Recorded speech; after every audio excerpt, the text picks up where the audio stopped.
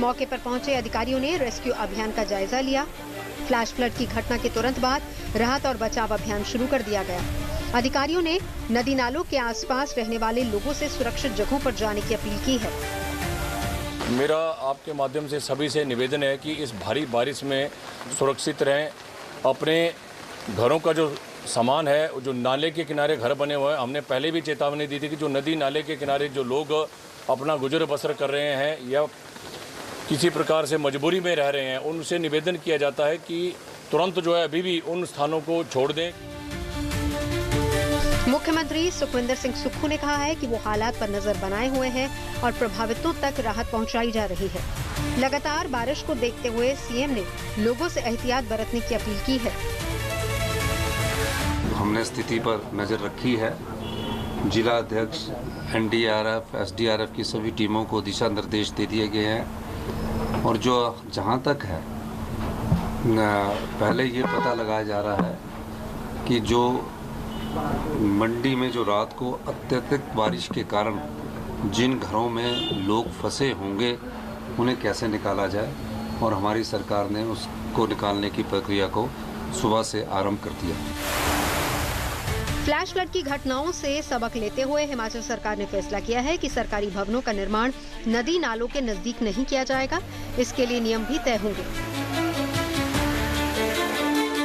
राजस्थान के पाली की तस्वीरें, जहां पर नदी में सैलाब आने की वजह से ट्रैक्टर पानी में फंसकर पलट गया। इस ट्रैक्टर को जेसीबी की मदद से बाहर निकाला गया।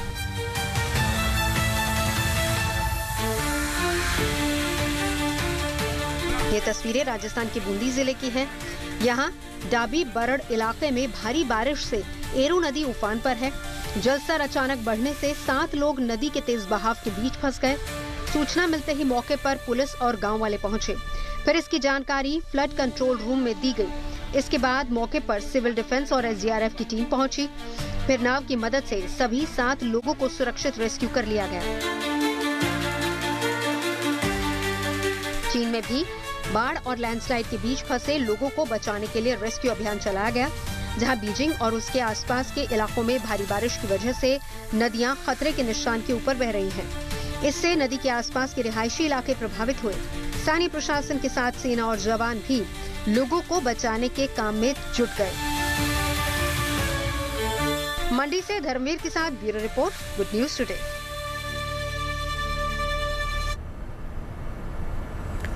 आज नाग पंचमी है। भोलेनाथ की आराधना के पावन महीने में सोमवार के दिन नाग देवता की उपासना का शुभ संयोग है। आज देश के कई हिस्सों में धूमधाम से नाग पंचमी का त्योहार मनाया जा रहा है। भविष्य पुराण के पंचमी कल्प के मुताबिक नाग पंचमी नाग देवता को समर्पित त्योहार है।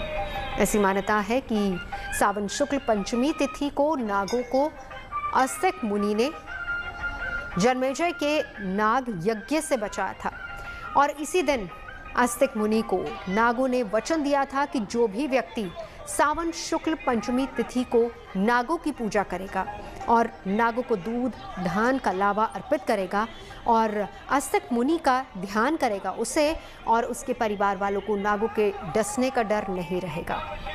इस तरह से हर साल सावन शुक्ल पंचमी तिथि को नागों की पूजा की परंपरा शुरू हुई। हालांकि नाग पंचमी को लेकर लोगों की गहरी श्रद्धा के बीच सांपों को लेकर भी कई तरह के भ्रम हैं, जिन्हें आज दूर करते हैं। नाग पंचमी के मौके पर लोगों ने सांप को दूध पिलाने की परंपरा ही शुरू कर दी थी, जिसकी वजह से ऐसी मान्यता बन गई कि सांप दूध पीते हैं, जबकि सांप एक मांसाहारी जीव है जो दूध पचा नहीं सकते हैं। तो ऐसे में ना तो सांप को दूध पीना पसंद है और ना ही वो उसका सेवन करते हैं।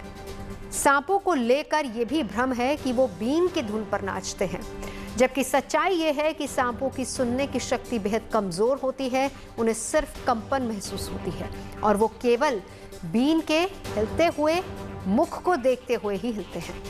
ऐसा भ्रम भी है कि सांप अपने साथी को मारने वाले की तस्वीरें अपनी आंखों में कैद कर लेते हैं और बाद में बदला लेते हैं, जबकि ऐसी हकीकत में ऐसा नहीं है। सांपों की स्मरण शक्ति इंसानों जैसी नहीं होती, ऐसे में वो बदला ले ही नहीं सकते हैं।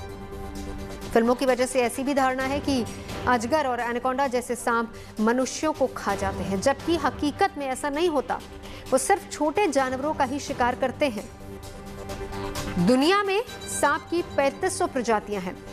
इनमें से सिर्फ 600 तरह के सांप ही जहरीले होते हैं और ज्यादातर सांप जहरीले नहीं होते।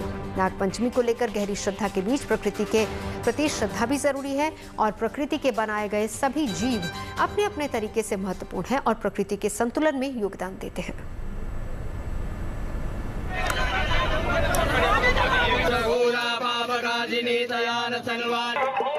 आज से 16 साल पहले हॉलीवुड फिल्म अवतार ने भाषा,